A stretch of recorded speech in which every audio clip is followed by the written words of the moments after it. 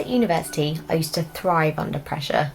You could give me all the time in the world to complete an assignment and I would still leave it to the last minute and probably walk away with quite a good grade.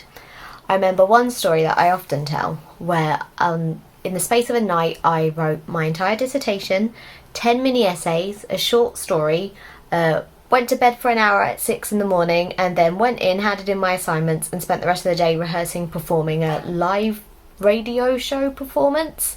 I did a proper degree, I promise. But I tell this story a lot and I tell it with pride because I had these massive deadlines. I was up all night long and I still managed to function as a perfectly normal, reasonable person the next day. I didn't need to put things into sensible places in the calendar to make sure it all got done. I didn't need to sleep or eat well or look after myself in any way. All I needed was a quick nap, can of Red Bull, and I was bam, good to go. But fast forward 8 years and it's a very different story. These days, I have to be in bed by 10. I have to eat good things that are good for me. I have to carve out and protect space in my calendar just for me, maybe James if I'm feeling generous, or I'm completely useless.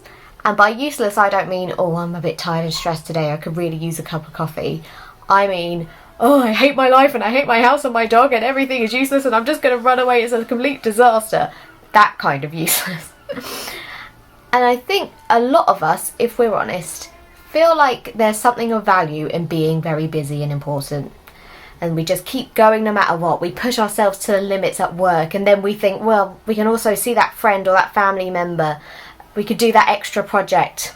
Before lockdown, I was filling my calendar with meetups and events and different teams and projects, and I think I got a lot of self-worth out of that, of how busy I was and how important that must make me.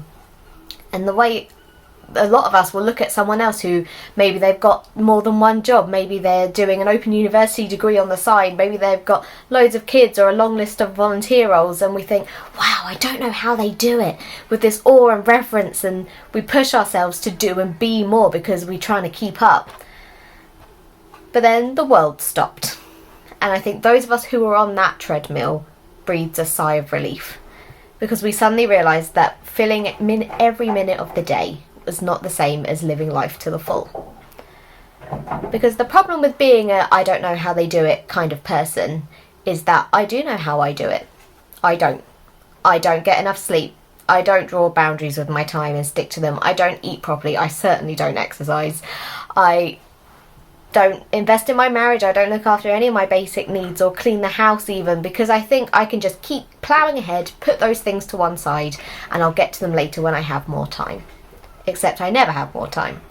And then that has a direct impact on my mental health, my physical health, my spiritual health.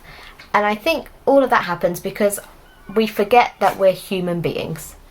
Don't get me wrong. You were meant to live an amazing, full, rich life. You were made to seize the day and make your life extraordinary.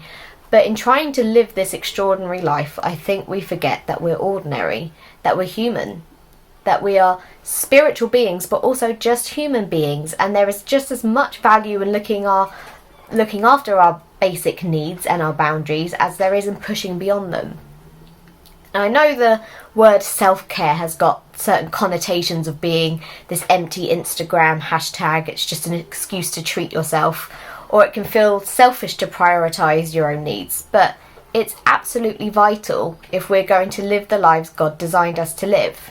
Many of us will have heard that phrase, you can't pour anything from an empty cup. And I think that's true. Self-care, real self-care, when we sleep enough and we say no to things and make proper dinners and make time to do the hoovering, I think they're all an act of worship. Because it means you value the body that God gave you with its inbuilt limitations, and you're not going to abuse that gift or think you know better.